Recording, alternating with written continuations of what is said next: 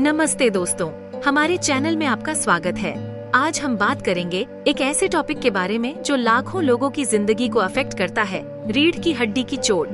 ये छोटे एक्सीडेंट्स, गिरने या स्पोर्ट्स खेलते हुए लग सकती हैं और इनका असर बहुत ज्यादा सीरियस हो सकता है। रीढ़ की हड्डी हमारे शरीर का एक बहुत इम्पोर्टेंट पार्ट है जो हमारे दिमाग को हमारे शरीर के बाकी हिस्सों से कनेक्ट करता है। यह नाजुक नर्व्स से बना होता है जो हमारे मूवमेंट्स और फीलिंग्स को कंट्रोल करते हैं। जब रीढ़ की हड्डी में चोट लगती है तो यह कनेक्शन टूट जाता है, जिससे बहुत सी शारीरिक और मानसिक प्रॉब्लम्स हो सकती हैं। इस वीडियो में हम रीढ़ की हड्डी की चोटों के डिफरेंट टाइप्स, उनके रीजंस, सिम्टम्स और ट्रीटमेंट के ऑप्शंस के बारे में जानेंगे। हम यह भी देखेंगे कि इन चोटों का सामना कैसे करें और एक अच्छी और खुशहाल जिंदगी कैसे जिएं। दोस्तों, रीढ़ की हड्डी की चोट कई तरह की होती है और उनमें से एक है कंप्लीट इंजरी। यह नाम जितना सिंपल लगता है, हकीकत में यह उतना ही कॉम्प्लिकेटेड और सीरियस होता है। कंप्लीट इंजरी का मतलब होता है कि रीढ़ की हड्डी पूरी तरह से डैमेज हो गई है, जिससे दिमाग और शरीर के बीच कम्युनिकेशन पूरी तरह से बंद हो जाता है। जरा सोचिए, आपके शरीर का एक हिस्सा अचानक सुन्न पड़ जाए, कोई एहसास ना हो, कोई हलचल ना हो। कंप्लीट इंजरी के पेशेंट्स को यही फील होता है। चोट जहां पर लगी है उसके नीचे शरीर का कोई भी हिस्सा उनके कंट्रोल में नहीं रहता। अगर चोट गर्दन के पास है तो हाथ और पैर दोनों ही काम नहीं करते।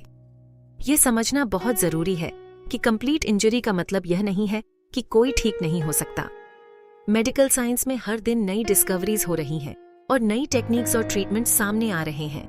स्टेम सेल थेरेपी और न्यूरो रिहेबिलिटेशन जैसी चीजें अच्छी रिजल्ट्स दिखा रही हैं। लेकिन यह भी सच है कि कंप्लीट इंजरी के बाद जिंदगी पहले जैसी नहीं रहती। पेशेंट्स को अपनी डेली रूटीन में चेंजेस करने पड़ते हैं, नए तरीके से जीना सीखना पड़ता है। इस मुश्किल समय में परिवार और दोस्तों का साथ बहुत जरूरी होता है। कंप्लीट इंजरी के पेशेंट्स को समाज का भी साथ चाहिए। उन्हें यह जरूर फील कराना चाहिए कि वे अकेले नहीं हैं और समाज उनके साथ है। गवर्नमेंट और NGOs भी उनकी मदद के लिए बहुत से प्रोग्राम्स चलाते हैं, जिनके बारे में जानकारी होना बहुत जरूरी है। दोस्तों, रीढ़ की हड्डी की चोट एक सीरियस इश्यू है और इसके बारे में अवेयरनेस फैलाना बहुत जरूरी है। इस वीडियो के जरिए हमारी कोशिश है कि आपको इस टॉपिक पर सही और पूरी जानकारी मिल सके। अभी तक हमने रीढ़ की हड्डी की कंप्लीट इंजरी के बारे में जाना, लेकिन दोस्तों, एक और तरह की चोट होती है जिसे इनकम्प्लीट इंजरी कहते हैं। जैसा कि नाम से ही पता चलता है, इस तरह की चोट में रीढ़ की हड्डी पूरी तरह से डैमेज नहीं होती है। दिमाग और शरीर के बीच थोड़ा बहुत कम्युनिकेशन बना रहता है, जिससे कुछ एहसास और हलचल बनी रह सकती है। इनकम्प्लीट इंजरी वाले पेशेंट्स में यह देखना कमाल होता है कि कैसे उनका शरीर धीरे धीरे रिकवर करने लगता है। कुछ पेशेंट्स को अपने हाथों या पैरों में कुछ हलचल फील होने लगती है, तो कुछ को गर्म, ठंडा या छूने का एहसास होने लगता है। ये ठीक होने की प्रक्रिया धीमी और डिफिकल्ट हो सकती है, लेकिन ये निराशाजनक नहीं होती।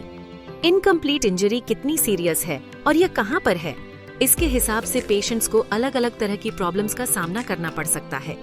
कुछ पेशेंट्स को चलने फिरने में तकलीफ हो सकती है, तो कुछ को हाथों का इस्तेमाल करने में। लेकिन फिजियोथेरेपी और रेगुलर एक्सरसाइज से बहुत से पेशेंट्स अपनी जिंदगी में फिर से इंडिपेंडेंट हो जाते हैं। यह समझना जरूरी है कि इनकम्प्लीट इंजरी का मतलब यह नहीं है कि पेशेंट पूरी तरह से ठीक हो जाएगा। कुछ पेशेंट्स को पूरी जिंदगी कुछ न कुछ तकलीफों का सामना करना पड़ सकता है, लेकिन सही देखभाल, इलाज और हौसले के साथ वे एक खुशहाल और अच्छी जिंदगी जी सकते हैं। इनकम्प्लीट इंजरी वाले पेशेंट्स के लिए यह जरूरी है कि वे हिम्मत न हारें। उन्हें खुद पर और अपने शरीर की ताकत पर विश्वास रखना होगा। लगातार प्रैक्टिस और पॉजिटिव सोच के जरिए वे अपनी जिंदगी को नई दिशा दे सकते हैं। आखिर में यह कहना जरूरी है कि रीढ़ की हड्डी की चोट चाहे किसी भी तरह की हो, यह सिर्फ एक शारीरिक प्रॉब्लम नहीं है, बल्कि यह हमारे मन और भावनाओं को भी बहुत बदल देती है। ऐसे में पेशेंट्स को अपने परिवार, दोस्तों और डॉक्टर्स का पूरा सपोर्ट मिलना चाहिए। दोस्तों, अभी तक हमने रीढ़ की हड्डी की चोटों के टाइप्स के बारे में जाना, लेकिन असली सवाल यह है कि इन चोटों का हमारी जिंदगी पर क्या असर पड़ता है। इस चैप्टर में हम रीढ़ की हड्डी की चोटों के शारीरिक इफेक्ट्स के बारे में जानेंगे। रीढ़ की हड्डी की चोट के बाद सबसे बड़ा बदलाव होता है चलने फिरने में तकलीफ। चोट कितनी खराब है उसके हिसाब से कुछ लोगों को व्हीलचेयर यूज करना पड़ सकता है, तो कुछ को वॉकर या स्टिक की जरूरत पड़ सकती है। रोज की छोटी छोटी चीजें जैसे नहाना, कपड़े पहनना और खाना बनाना भी मुश्किल हो सकता है। रीढ़ की हड्डी की चोट का असर सिर्फ हाथ पैरों तक ही नहीं रहता, यह हमारे शरीर के और कामों को भी अफेक्ट कर सकती है। पेशेंट्स को पेशाब और पॉटी करने में प्रॉब्लम, सांस लेने में तकलीफ और यहाँ तक कि दिल की धड़कन भी इरेगुलर हो सकती है। रीढ़ की हड्डी की चोट के बाद शरीर में होने वाले ये चेंजेस पेशेंट्स के लिए बहुत निराशाजनक हो सकते हैं, लेकिन यह याद रखना जरूरी है कि ये प्रॉब्लम्स हमेशा के लिए नहीं होती। रेगुलर फिजियोथेरेपी, एक्सरसाइज और सही देखभाल से पेशेंट्स अपनी स्ट्रेंथ वापस पा सकते हैं और एक एक्टिव लाइफ जी सकते हैं। रीढ़ की हड्डी की चोट के बाद शरीर में होने वाले बदलावों के साथ एडजस्ट करना आसान नहीं होता। इसके लिए धैर्य, मेहनत और पॉजिटिव सोच की जरूरत होती है। पेशेंट्स को यह समझना होगा कि उनके शरीर को समय चाहिए और उन्हें अपनी ताकत पर भरोसा रखना होगा। इस मुश्किल घड़ी में परिवार और दोस्तों का साथ बहुत मायने रखता है। उनका प्यार और सपोर्ट पेशेंट्स को हिम्मत देता है और उन्हें जिंदगी में आगे बढ़ने की प्रेरणा देता है। साथ ही डॉक्टर्स और थेरेपिस्ट की सलाह और मदद भी पेशेंट्स के लिए रास्ता आसान कर सकती है। आखिर में यह कहना गलत नहीं होगा कि रीढ़ की हड्डी की चोट जिंदगी को बदल देती है, लेकिन यह जिंदगी का अंत नहीं है। सही देखभाल, हौसला और पॉजिटिव सोच से पेशेंट्स अपनी जिंदगी को फिर से ठीक कर सकते हैं और एक अच्छी जिंदगी जी सकते हैं। चैप्टर 4, मनोवैज्ञानिक प्रभाव। अंदरूनी जंग। दोस्तों, रीढ़ की हड्डी की चोट का असर सिर्फ हमारे शरीर पर ही नहीं होता, बल्कि यह हमारे मन और भावनाओं पर भी बहुत गहरा असर डालता है। इस चैप्टर में हम उन अदृश्य जख्मों पर बात करेंगे जो रीढ़ की हड्डी की चोट के बाद हमारे मन पर लगते हैं। जरा सोचिए कि आप एक पल पहले तक एक्टिव और इंडिपेंडेंट थे और अगले ही पल आप अपने शरीर पर से कंट्रोल खो बैठे। यह एहसास बहुत ही डरावना हो सकता है और इससे पेशेंट्स के मन में डर, एंग्जाइटी और अनिश्चितता भर जाती है। रीढ़ की हड्डी की चोट के बाद पेशेंट्स को अपनी जिंदगी में बहुत से चेंजेस करने पड़ते हैं। उन्हें अपनी जॉब, अपने हॉबीज और कभी-कभी तो अपने रिश्तों को भी नए सिरे से डिफाइन करना पड़ता है। यह सब बहुत ही चैलेंजिंग हो सकता है और इससे पेशेंट्स निराश, उदास और यहाँ तक कि डिप्रेशन में भी जा सकते हैं। रीढ़ की हड्डी की चोट के बाद पेशेंट्स को अक्सर यह फील होने लगता है कि वे दूसरों पर बोझ हैं। उन्हें लगता है कि वे अपने परिवार और दोस्तों के लिए एक जिम्मेदारी बन गए हैं। ये फील करना बहुत ही तकलीफदेह हो सकता है और इससे पेशेंट्स में अकेलापन और लोगों से कट जाने की भावना पैदा हो सकती है। ये समझना जरूरी है कि रीढ़ की हड्डी की चोट के बाद मन और भावनाओं का उतार चढ़ाव होना नॉर्मल है। यह एक ऐसी सिचुएशन है जिसका सामना करना आसान नहीं है, लेकिन यह याद रखना जरूरी है कि आप अकेले नहीं हैं। ऐसे बहुत से लोग हैं जो आपका दर्द समझते हैं और आपकी मदद करने के लिए तैयार हैं। अगर आप रीढ़ की हड्डी की चोट से जूझ रहे हैं और आपको लगता है कि आप मेंटली और इमोशनली टूट रहे हैं, तो किसी साइकोलॉजिस्ट या काउंसलर से जरूर बात करें। वे आपकी भावनाओं को समझने और उन्हें कंट्रोल करने में आपकी मदद कर सकते हैं। याद रखें, मदद मांगना कमजोरी की नहीं, बल्कि ताकत की निशानी है। चैप्टर 5, सामाजिक प्रभाव।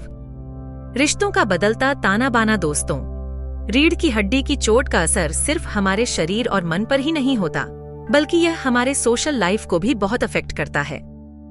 इस चैप्टर में हम यह जानेंगे कि कैसे यह चोट हमारे रिश्तों, हमारे काम और हमारी सोशल स्टेटस को अफेक्ट करती है। रीढ़ की हड्डी की चोट के बाद सबसे पहले हमारे परिवार पर इसका असर पड़ता है। हमारे माता पिता, भाई बहन और लाइफ पार्टनर हमें इस मुश्किल घड़ी में संभालने के लिए आगे आते हैं। वे हमारी देखभाल करते हैं, हमारा ध्यान रखते हैं और हमें हिम्मत देते हैं। लेकिन यह भी सच है कि यह सिचुएशन उनके लिए भी बहुत ही चैलेंजिंग होती है। उन्हें अपनी जिंदगी में भी बहुत से चेंजेस करने पड़ते हैं और कई बार उन्हें भी इमोशनल सपोर्ट की जरूरत होती है। रीढ़ की हड्डी की चोट के बाद दोस्तों का साथ भी बहुत जरूरी होता है। वे हमें हंसाते हैं, हमारा मनोरंजन करते हैं और हमें यह याद दिलाते हैं कि हम अकेले नहीं हैं। लेकिन कई बार ऐसा होता है कि हमारे कुछ दोस्त इस सिचुएशन को एक्सेप्ट नहीं कर पाते और धीरे धीरे हमसे दूर होने लगते हैं। यह बहुत ही दुखद होता है, लेकिन हमें यह समझना होगा कि हर किसी में इतनी हिम्मत नहीं होती कि वह इस तरह की सिचुएशन का सामना कर सके। रीढ़ की हड्डी की चोट का असर हमारे काम और करियर पर भी पड़ता है। कई बार हमें अपनी जॉब छोड़नी पड़ती है या फिर हमें नया काम ढूंढना पड़ता है जो हमारी फिजिकल कंडीशन के हिसाब से ठीक हो। यह हमारे लिए फाइनेंशियली चैलेंजिंग हो सकता है और इससे हमारे सेल्फ कॉन्फिडेंस को भी ठेस पहुंच सकती है। रीढ़ की हड्डी की चोट के बाद हमें यह समझना होगा कि हमारे सोशल लाइफ में बदलाव आएगा, लेकिन यह जरूरी नहीं है कि यह बदलाव नेगेटिव ही हो। यह हमारे लिए एक नई शुरुआत भी हो सकती है। हम नए लोगों से मिल सकते हैं, नए हॉबीज अपना सकते हैं और अपनी जिंदगी को नए सिरे से जी सकते हैं। यह याद रखना जरूरी है कि रीढ़ की हड्डी की चोट हमारी पहचान नहीं है, यह सिर्फ हमारी जिंदगी का एक हिस्सा है। हमें खुद को इस चोट से डिफाइन नहीं करना चाहिए, बल्कि हमें अपनी जिंदगी को पूरी तरह से जीना चाहिए। चैप्टर 6, फिजिकल थेरेपी और रिहैबिलिटेशन, शरीर को फिर से मजबूत बनाना। दोस्तों, रीढ़ की हड्डी की चोट के बाद जिंदगी एक नया मोड़ ले लेती है, लेकिन यह जिंदगी का अंत नहीं है। यह तो एक नई शुरुआत है, एक ऐसी शुरुआत जहां हमें अपनी शारीरिक और मानसिक ताकत को फिर से खोजना होता है। और इस नई शुरुआत में हमारा साथ देती है फिजियोथेरेपी। फिजियोथेरेपी को आसान भाषा में समझें तो यह एक तरह की एक्सरसाइज होती है, लेकिन यह कोई आम एक्सरसाइज नहीं होती। यह एक ऐसी स्पेशल एक्सरसाइज होती है जो रीढ़ की हड्डी की चोट वाले पेशेंट्स के लिए बनाई जाती है। इसमें अलग अलग तरह के एक्सरसाइजेस, स्ट्रेचिंग और एक्टिविटीज शामिल होती है जो शरीर को फिर से मजबूत बनाने में मदद करती हैं। फिजियोथेरेपी का मेन मकसद होता है पेशेंट्स को उनकी खोई हुई फिजिकल स्ट्रेंथ वापस दिलाना। इसमें चलना फिरना, हाथों का इस्तेमाल करना, बैठना, खड़े होना और बाकी रोज के कामों को करने की स्ट्रेंथ शामिल है।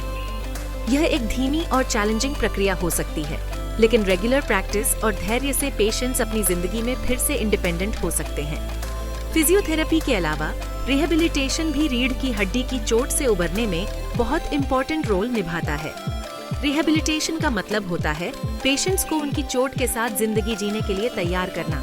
इसमें उन्हें नए स्किल्स सिखाना, उन्हें हेल्पफुल टूल्स का यूज करना सिखाना और उन्हें मेंटली और इमोशनली स्ट्रांग बनाना शामिल है। रीढ़ की हड्डी की चोट के बाद फिजियोथेरेपी और रिहैबिलिटेशन की शुरुआत जितनी जल्दी हो सके उतना ही अच्छा होता है। यह पेशेंट्स को जल्दी ठीक होने और जिंदगी में फिर से रमने में मदद करता है। इस दौरान पेशेंट्स को अपने परिवार, दोस्तों और डॉक्टर्स का पूरा सपोर्ट मिलना चाहिए ताकि वे मेंटली स्ट्रांग रहें और अपनी चोट से हिम्मत न हारें। फिजियोथेरेपी और रिहैबिलिटेशन सिर्फ एक इलाज नहीं है, बल्कि यह एक जर्नी है, एक ऐसी जर्नी जो हमें अपनी शारीरिक और मानसिक हदों को पार करने की प्रेरणा देती है। ये याद रखना जरूरी है कि इस जर्नी में उतार चढ़ाव आएंगे, लेकिन हमें हिम्मत नहीं हारनी है। हमें लगातार कोशिश करते रहना है और एक दिन हम जरूर अपनी मंजिल तक पहुंचेंगे। चैप्टर 7, मनोवैज्ञानिक समर्थन। भीतर के घावों को भरना। दोस्तों, रीढ़ की हड्डी की चोट के बाद जिंदगी में शारीरिक तकलीफों के साथ साथ मानसिक और भावनात्मक तकलीफें भी बहुत बियाज जाती हैं।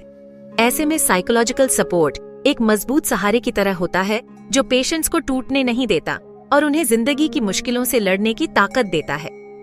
रीढ़ की हड्डी की चोट के बाद पेशेंट्स अक्सर डर, एंजाइटी, गुस्सा और निराशा जैसी भावनाओं से घिरे रहते हैं। उन्हें अपने फ्यूचर को लेकर चिंता सताती रहती है और वे खुद को अकेला और लाचार महसूस करते हैं। ऐसे में एक साइकोलॉजिस्ट या काउंसलर उनके लिए एक दोस्त, एक गाइड और एक साथी की भूमिका निभा सकता है। साइकोलॉजिकल सपोर्ट पेशेंट्स को अपनी भावनाओं को समझने और उन्हें एक्सेप्ट करने में हेल्प करता है। ये उन्हें यह सिखाता है कि कैसे वे अपनी नेगेटिव सोच को कंट्रोल कर सकते हैं और जिंदगी के प्रति एक पॉजिटिव नजरिया डेवलप कर सकते हैं। ये उन्हें यह भी सिखाता है कि कैसे वे स्ट्रेस और एंजाइटी को कम कर सकते हैं और अपने सेल्फ कॉन्फिडेंस को फिर से हासिल कर सकते हैं। साइकोलॉजिकल सपोर्ट सिर्फ पेशेंट्स के लिए ही नहीं, बल्कि उनके परिवार के लिए भी बहुत जरूरी होता है। परिवार वाले भी इस मुश्किल घड़ी में बहुत ज्यादा स्ट्रेस में होते हैं और उन्हें यह समझ नहीं आता कि वे अपने परिवार वाले की मदद कैसे करें। एक साइकोलॉजिस्ट उन्हें यह समझने में मदद कर सकता है कि वे अपने परिवार वाले की देखभाल कैसे करें और उन्हें किस तरह का सपोर्ट दें। साइकोलॉजिकल सपोर्ट लेने में शर्म या झिझक महसूस न करें। यह याद रखें कि मेंटल हेल्थ भी उतना ही इम्पोर्टेंट है जितना कि फिजिकल हेल्थ। अगर आप या आपका कोई अपना रीढ़ की हड्डी की चोट से जूझ रहा है तो किसी साइकोलॉजिस्ट या काउंसलर से जरूर संपर्क करें। वे आपको इस मुश्किल समय से निकलने में जरूर मदद करेंगे। चैप्टर 8, सहायक उपकरण।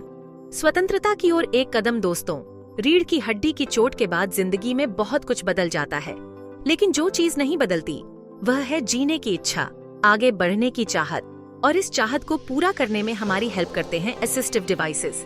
असिस्टिव डिवाइसेस वो चीजें होती हैं जो फिजिकली वीक लोगों को ज्यादा इंडिपेंडेंट और एक्टिव लाइफ जीने में हेल्प करती हैं।